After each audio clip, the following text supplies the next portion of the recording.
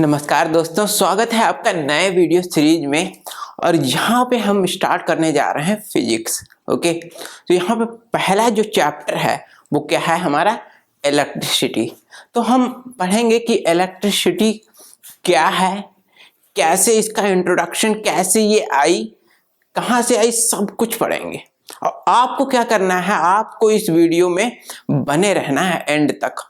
और मैं आपको बताऊंगा कि कितनी आसानी से हम लोग इलेक्ट्रिसिटी के सारे कॉन्सेप्ट अपने दिमाग में फीड कर सकते हैं बहुत ही आसानी से। आपको कोई भी डेफिनेशन याद नहीं करनी होगी, इस चैप्टर में कुछ भी नहीं करना होगा।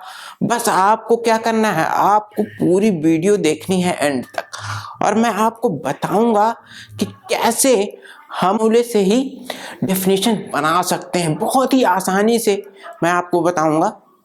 ओके, तो आइए शुरू करते हैं। आप क्या कीजिए, तब तक बेर ले आइए और इमली खाइए, तो आपको क्या आएगा, स्वाद आएगा। तो स्वाद कैसा आएगा, मीठे हैं बेर और खट्टी है इमली। मीठे हैं बेर, खट्टी है इमली।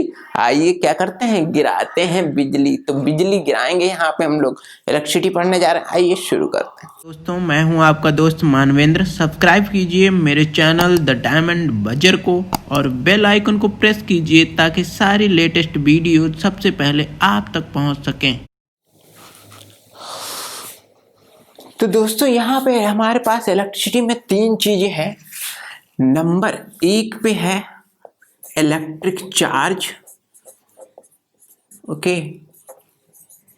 तो आप क्या कर लो, अपना मोबाइल कर लो रिचार्ज, क्योंकि हम पढ़ने जा रहे हैं इलेक्ट्रिक चार्ज। अच्छा, हम देख लेते हैं कौन कौन सी चीजें हैं पहले, फिर शुरू करते हैं। एक तो इलेक्ट्रिक चार्ज हो गया हमारे पास, दूसरी चीज हो गई हमारे पास electric potential. Okay, electric potential. और तीसरी जो सबसे इंपॉर्टेंट चीज है वो क्या है, इलेक्ट्रिक करंट। तो यानी कि हमें ये तीन फिजिकल क्वांटिटीज पढ़नी है इस चैप्टर में, इलेक्ट्रिक चार्ज, इलेक्ट्रिक पोटेंशियल और इलेक्ट्रिक करंट। अगर ये तीन चीजें हमें क्लियर है ना, तो समझ लो ये जो पूरा चैप्टर है ना इलेक्ट्रिसिटी खत्म। ठीक है, तो ये सिर्फ ये तीन चीजों पर ही घूम रहा है पूरा चैप्टर। ओके, तो ध्यान से देखो, ध्यान से सुनो और समझो क्या क्या ये चीजें हैं और कैसे हम कर सकते हैं इनको। ठीक है, क्योंकि इन पे न्यूमेरिकल्स भी करने होंगे आपको। ठीक है, तो सबसे पहले हम क्या देखेंगे, सबसे पहले तो हम इनका थोड़ा कॉन्सेप्ट समझेंगे कि क्या है एक्चुअल में हमारा जो मतलब क्या है, प्रैक्टिकली क्या है, फिजिकली हम कैसे इनको डिफाइन कर सकते हैं वो देखेंगे। ठीक है, अच्छा, सेकेंड नंबर पे हम देखेंगे कि इनके फॉर्मूलेज क्या। ठीक है, फॉर्मूले कौन से, मैथमेटिकल फॉर्मूला देखेंगे हम। ठीक है, मैथमेटिकल फॉर्मूला देखेंगे हम। ठीक है, अच्छा, नंबर 3 पे हम देखेंगे कि इस फॉर्मूले से हम कैसे डेफिनेशन बना सकते हैं।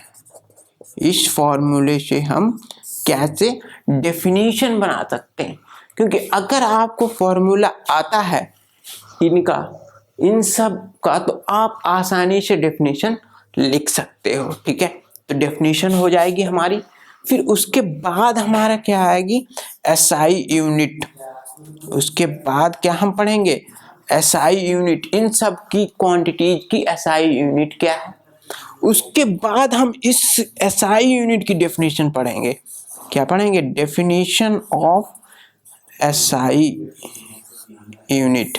डेफिनेशन ऑफ क्या, एसआई यूनिट। तो हर चीज की जो भी है उसकी डेफिनेशन क्या है।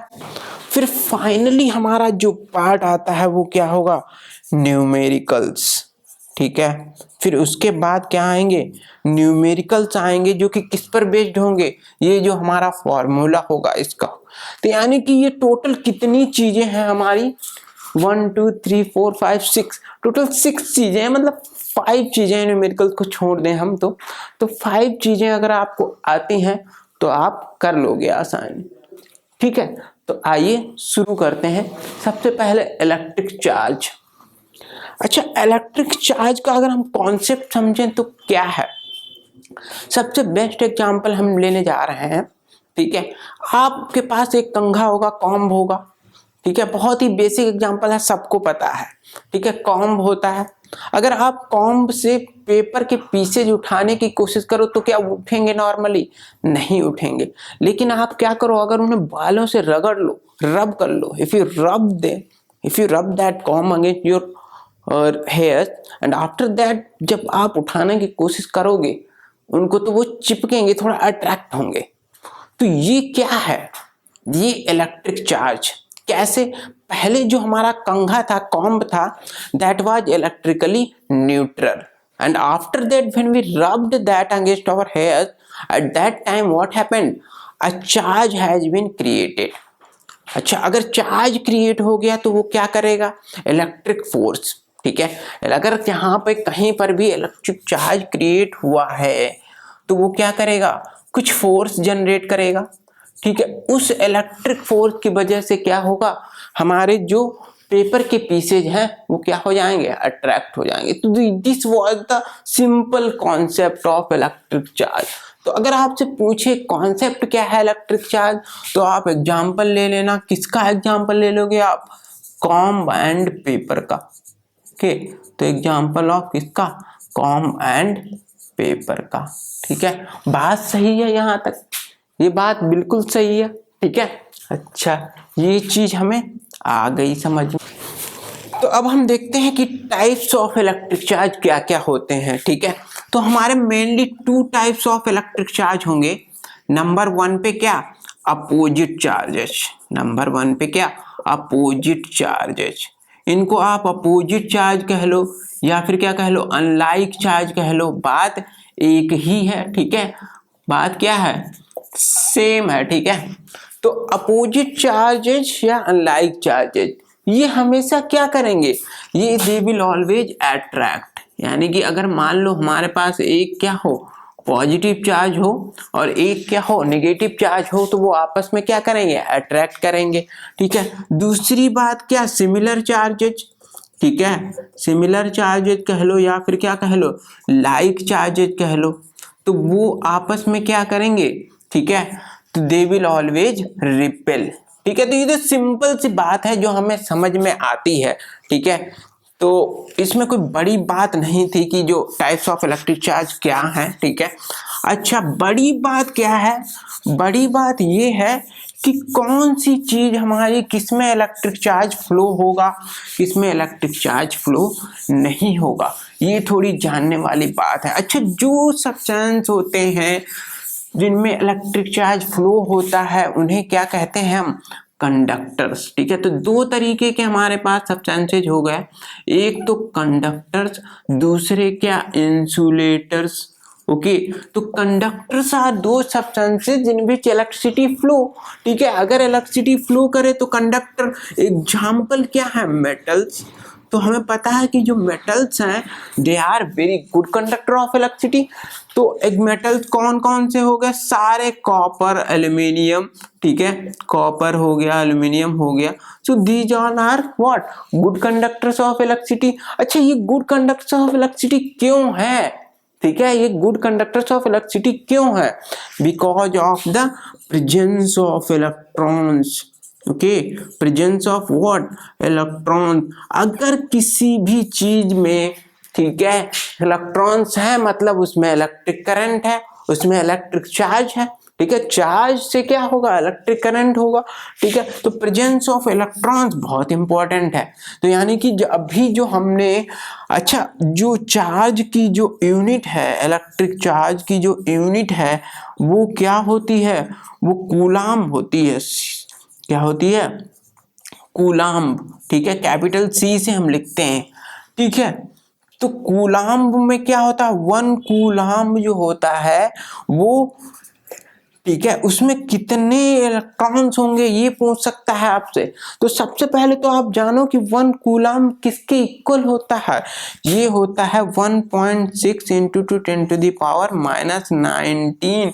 ये इतना कूलम जो है वो इलेक्ट्रॉन का चार्ज होता है, एक इलेक्ट्रॉन का। ठीक है, तो ये क्या हो जाता है, चार्ज ऑफ 1 इलेक्ट्रॉन।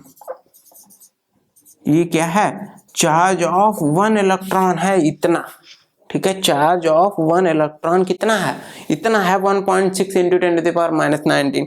अब आपको क्या निकालना है, अगर आपसे पूछे कि how many number of electron, अगर पूछे क्या number of electrons in this many coulomb, ठीक है, तो आप क्या कर दो, इसको डिवाइड कर दो, रेसिप्रोकल निकाल लो इसका, तो नंबर ऑफ इलेक्ट्रॉन क्या हो जाएंगे 1/1.6 इंटू 10⁻⁻19 कूलम।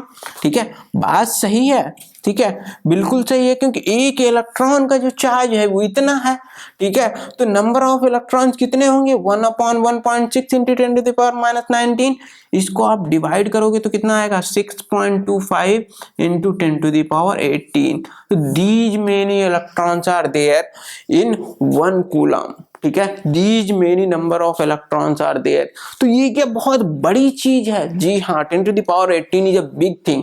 तो यहाँ से हमें एक चीज तो पक्का कंफर्म हो गई, वो क्या कि कूलम जो है एक big unit of electricity, big unit of electric charge है। ठीक है, तो इंसुलेटर की बात हम कर रहे थे, तो कंडक्टर जिनमें इलेक्ट्रिसिटी फ्लो हो, ठीक है, जिनमें इलेक्ट्रिक चार्ज हो, वो कंडक्टर्स हो गए। तो इंसुलेटर्स क्या हो जाएंगे, जिनमें कोई चार्ज ही ना हो। एग्जाम्पल आपको पता ही है, रबर हो गया एग्जाम्पल।